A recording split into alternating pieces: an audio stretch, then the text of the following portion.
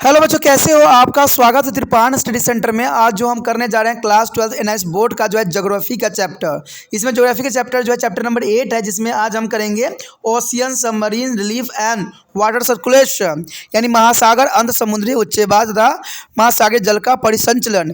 ये टॉपिक कई मानने में कई क्लास के बच्चों को इंपॉर्टेंट रहेगा, चाहे सीबीएसई वाले बच्चे हों, चाहे एनआईएस बोर्ड वाले बच्चे हों, चाहे यूपी बिहार वाले बोर्ड के बच्चे हों, उनके लिए अत्यंत महत्वपूर्ण रहेगा अगर उनके सिलेबस में ये टॉपिक है तो।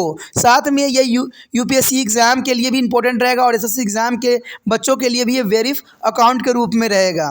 ठीक है, लेकिन आपको पता है चैप्टर स्टार्ट करने से पहले एक बात जो मैं हमेशा कहता हूँ, जिसको आपको सोचना भी चाहिए, विचार भी करना चाहिए और अमल भी करना चाहिए, वो ये है कि जब भी वीडियो देखिए पूरा देखिए, क्योंकि अधूरा जानकारी सदैव खतरनाक होता है। साथ में एक इंपॉर्टेंट बात ये भी रहता है, अगर आप पहली बार वीडियो देख रहे हो तो लाइक शेयर सब्सक्राइब करना मत भूलना, क्योंकि दोस्तों लाइक कीजिएगा तो बनाने वाले का मनोबल बढ़ता है, सब्सक्राइब कीजिएगा तो इससे ये होता है कि जब भी मैं कोई वीडियो डालूंगा उसका नोटिफिकेशन आपको समय रहते मिल जाएगा। और देखिए शेयर का मतलब ये होता है कि आपके थ्रू ना जाने किन बच्चों को हेल्प मिल जाए, ये आप भी नहीं जानोगे, इसलिए जो है आप शेयर जरूर करो। ठीक है, व्हाट्सएप स्टेटस पे भी लगाओ। दोस्तों एनआईएस सेंटर जो है कई मानने में बहुत से बच्चों के लिए हेल्पफुल है, चाहे वो 8th क्लास हो, 9th 10th 11th 12th हो, चाहे वो एनआईएस बोर्ड के बच्चे हों, ठीक है, चाहे बीए एमए के बच्चे हो, सभी क्लासों के लिए कुछ ना कुछ जो है त्रिपाण सेंटर में उपलब्ध है। तो इसलिए आपके लिए ज़रूरी है कि आप सब्सक्राइब करके इसको चैनल को जो है सेव कर लो, नहीं तो बाद में अगर रिसर्च करोगे तो शायद आपको ये चैनल प्राप्त ना हो।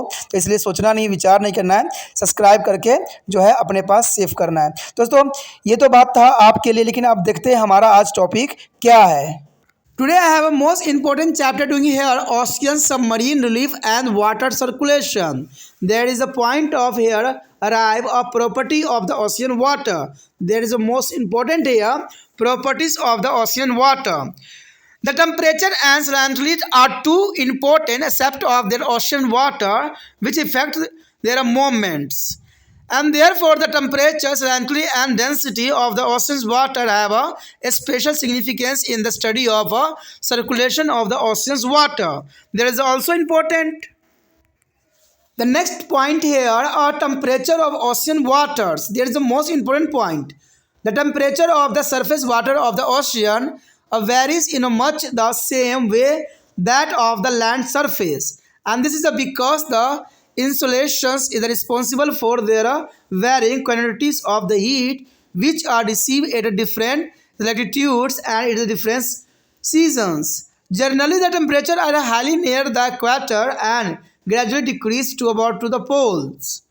And the means the annual temperature of the about 27 Celsius or higher are common is a tropical seas, but there is a generally is a decreasing to about to the poles where the mean temperature of around 1.8 Celsius are found here. However, there are decrease of temperature of surface water to about their pole of increase to about the equator is not a uniformal because there is a drafting warms water from the tropical seas and maybe move into the higher latitudes or vice versa, and there give a local increase or decrease of temperature. A wellings of deep cold water also reduce is a locally there is surface temperature of tropically and subtropical sea waters. There is a most important the high temperature of water are found in the enclosed seas in the tropical example the Red Sea. The Antarcticus water are so cold that there is a surface remain permanently frozen down to a depth of several meters. In the summer, as a month, a part of the ice break off to the iceberg, which dilute their waters and lower the surface temperature of surrounding ice-free seas. There is also variation in the vertically distribution of a temperature. The temperature decreases with increasing of depth.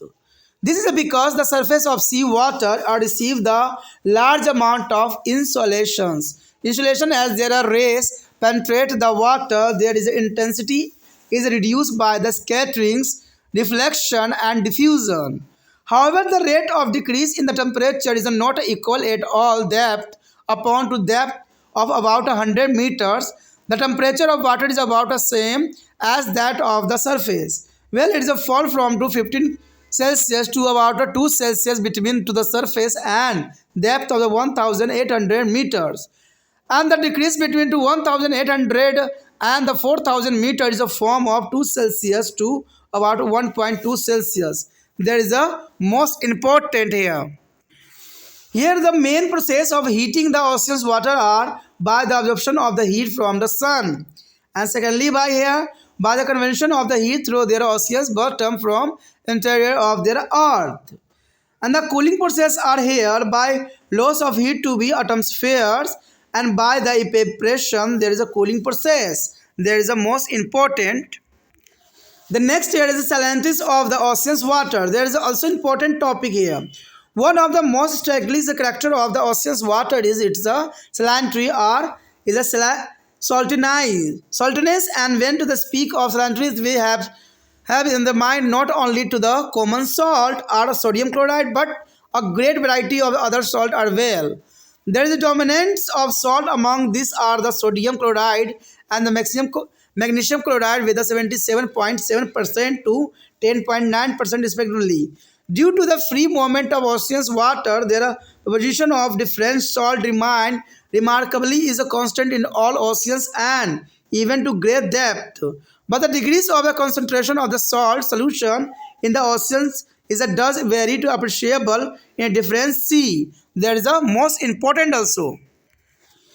The salinity of the ocean water is produced by a large number of dissolved chemical compounds. A salinity is defined as the weight is a grams of a solid material left after the evaporation of 100 grams of seawater. The weight of solid material is 35 grams and it is usually very near the figure. The salinity would be also when 35 Celsius as a 35 per thousand. Salinity is expressed in this way that rather than to the percentage. In the Baltic Seas, fresh water enters in form of surrounding land and reduce the salinity to the 7 degrees, and its fall in this sea is a low of 2 Celsius. But a greater evaporation combined with the other very as a dry is a climate in the Red Sea region give to the water of the sea is a highly salinity of the 41 to the 42. In enclosed sea, which is the area of the land is drains such as the Caspian Sea, the salinity is very high, the 8, and there are Dead Sea of the Jordan. The salinity may be a highly 25 Celsius, and variation of the salinity is a different sea and ocean is affected by the first here the rate of evaporations, the second the amount of fresh water and added by the steam and icebergs, and third here a mixing of the ocean's water. There is a most important here.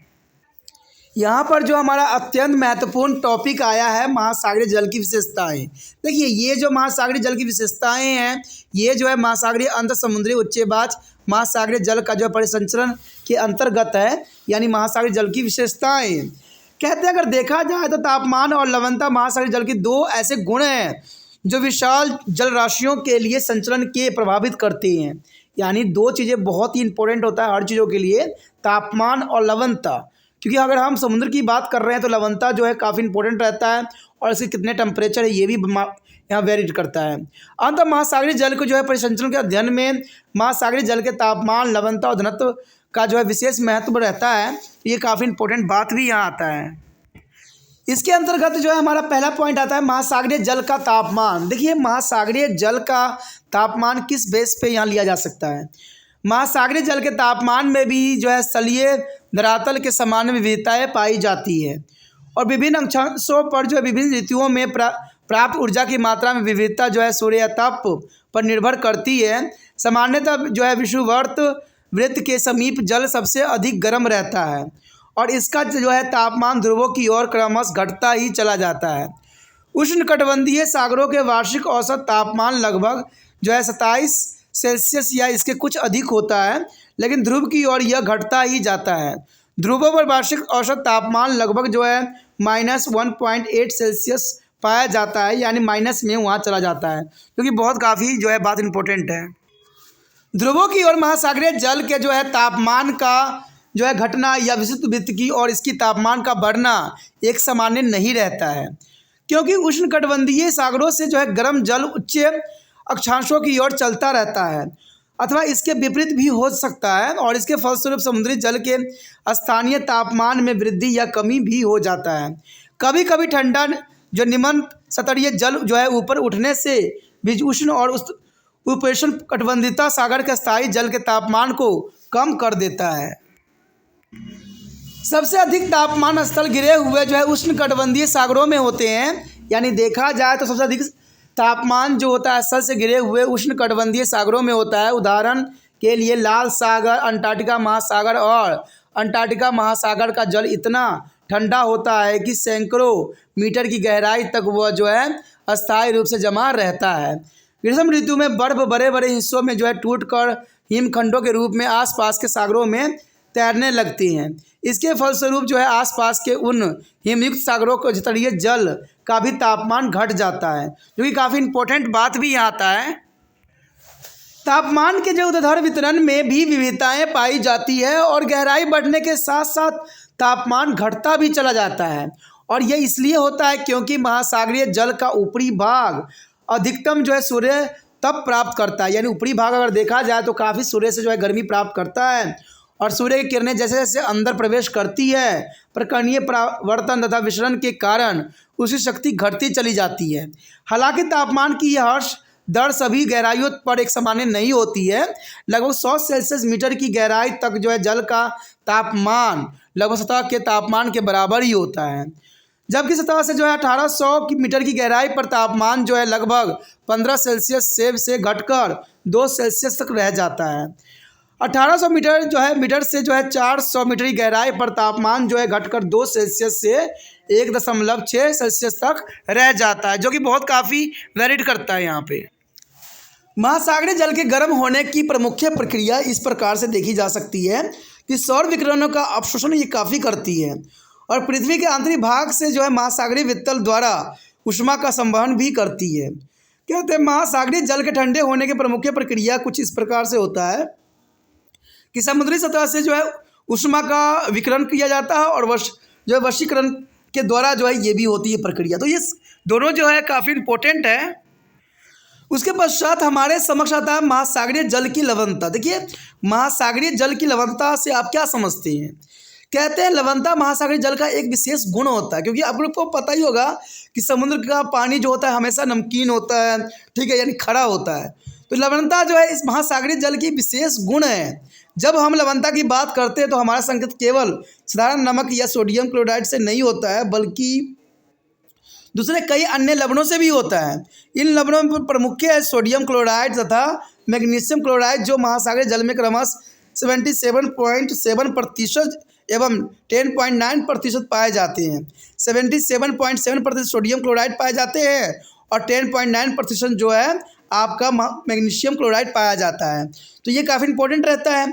महासागरीय जल के जो है स्वतंत्र परिसंचरण के कारण इनमें विभिन्न लवणों का जो है अपेक्षिक अनुपात सभी महासागरों में और यहाँ तक कि काफ़ी गहराई पर भी लगभग स्थिर ही रहता है। लेकिन महासागरीय जल की लवणता में अलग अलग सागरों में अवश्य ही अंतर देखने को मिल जाता है।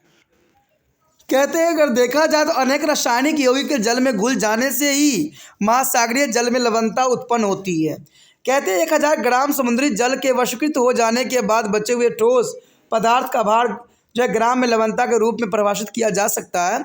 अगर उस ठोस पदार्थ का भार अगर 35 ग्राम है और यह सामान्यतः इस संख्या के निकट हो जाती है तो लवणता व्यक्त किया जाएगा सिर्फ जो है 35% डिग्री से 35 प्राप्त ग्राम प्रति 1000 ग्राम के रूप में, अर्थात प्रति 1000 ग्राम समुद्री जल में औसतन जो है लवणता 35 ग्राम होगी। लवणता के प्रतिशत में व्यक्त न करके प्रति 1000 में व्यक्त करते हैं। कहते हैं वस्टरिक सागर में जहाँ नदियों का ताज़ा जल सागर में गिरता है वहाँ लवणता की मात्रा 7% सिद्ध है और इसी कभी कभी 2% तक गिर भी जाता है। लेकिन वैश्वीकरण और शुष्क जलवायु के कारण लाल सागर में लवणता जो है 41 से 42% तक होती है। स्थल से घिरे हुए सागर जैसे कैल्सियम सागर और ग्रैंड मित्र सागर में लवणता बहुत ही अधिक क्रमश जो है 180% से 250% तक हो सकती है। तो ये काफ़ी इंपॉर्टेंट बात यहाँ आती है। देखा जाए तो विभिन्न सागरों एवं महासागरों में लवणता में अंतर मुख्य कारण इसी कारण से होता है, वशीकरण की दर के कारण और नदी तथा जो है हिमखंडों के फलस्वरूप ताजे जल की आपूर्ति के कारण, महासागरीय जलों का जो है आपस में मिलने के कारण। तो ये सारे कारण जो है इसका प्रमुख कारणों के रूप में देखा जा सकता है। इसी के साथ जो है दोस्तों हमारा टॉपिक आज खत्म हो रहा है। ठीक है, अगर आपको अच्छा लगा तो लाइक शेयर सब्सक्राइब जरूर कीजिए। अगर पहली बार अगर आप वीडियो देख रहे हो, पहली बार मेरे चैनल पे आए हो, तो सब्सक्राइब करना आपका फ़र्ज़ बन जाता है। सब्सक्राइब करने से ये होगा कि जो भी मैं आप क्लास के रिगार्डिंग कोई भी वीडियो डालूंगा उसका नोटिफिकेशन जो है समय समय पर आपको प्राप्त होता रहेगा। अगर सब्सक्राइब नहीं कीजिएगा, अगर आप दोबारा से तिरपान सेंटर पर आने की कोशिश कीजिएगा तो वहाँ पर आप तिरपान लिखिएगा तो जो है वो तिरपस कर देगा। ठीक है, जो आप गूगल पर सर्च को तिरपस कर देगा, जिससे वजह से आप जो है मेरे वीडियो का जो है फायदा नहीं उठा पाओगे। तो सोचिए मत, विचार मत कीजिए, सब्सक्राइब कीजिए। आप सोचते होइएगा कि मेरे जो एग्जाम खत्म हो जाने के मेरा क्या जरूरत है तिरपान स्टडी सेंटर से। ठीक है, तो इसलिए सब्सक्राइब नहीं करने का सोचिएगा, लेकिन दोस्तों ऐसा नहीं है। तिरपान स्टडी सेंटर जो है बहुत हेल्पफुल है। क्योंकि ये जो है आपके 8th class 9th 10th 11th 12th जो आर्ट्स के सब्जेक्टों को कवर करता ही है, प्लस जो है ये NIC बोर्ड के जो है 10th +2 को भी कवर करता है। साथ में BA जो है फर्स्ट ईयर से लेकर 6 सेमेस्टर तक बच्चों के लिए ये अग्रसर रहेगा आर्ट्स सब्जेक्ट में। तो सोचिए नहीं, विचार नहीं कीजिए, काफ़ी जो है तिरपान स्टडी सेंटर का फ़ायदा ही फ़ायदा है। ठीक है, अगर आप मुझे प्रोत्साहित करोगे तो आपके लिए मैं तरह तरह के वीडियो बनाऊँगा जो आपको फ़ायदा पहुँचाएगा। एग्ज़ाम के तौर पर मैं आपको जो है पेपर भी आपको सोल्यूशन करके दिखाऊंगा जो आपके लिए फ़ायदेमंद रहेगा। अगर नहीं सब्सक्राइब कीजिएगा, मेरा मनोबल घटेगा, तो हो सकता है कि आपको फिर दोबारा मैं ना वीडियो बनाऊं और आपको फ़ायदा ना पहुंचाऊं। तो अभी भी नहीं सोचिए, मेरा जितना आप फैलाइएगा, जितने दूसरे बच्चों के साथ शेयर कीजिएगा, उतना जो है मैं आपके लिए कार्य करने में अग्रसर रहूँगा। ठीक है दोस्तों, इसे सोचिए मत, विचार मत कीजिए, अभी सब्सक्राइब कीजिए और अपने व्हाट्सएप स्टेटस पर लगाइए और दूसरे बच्चों के साथ भी शेयर कीजिए। ठीक है दोस्तों, अपना ध्यान रखना। बाय।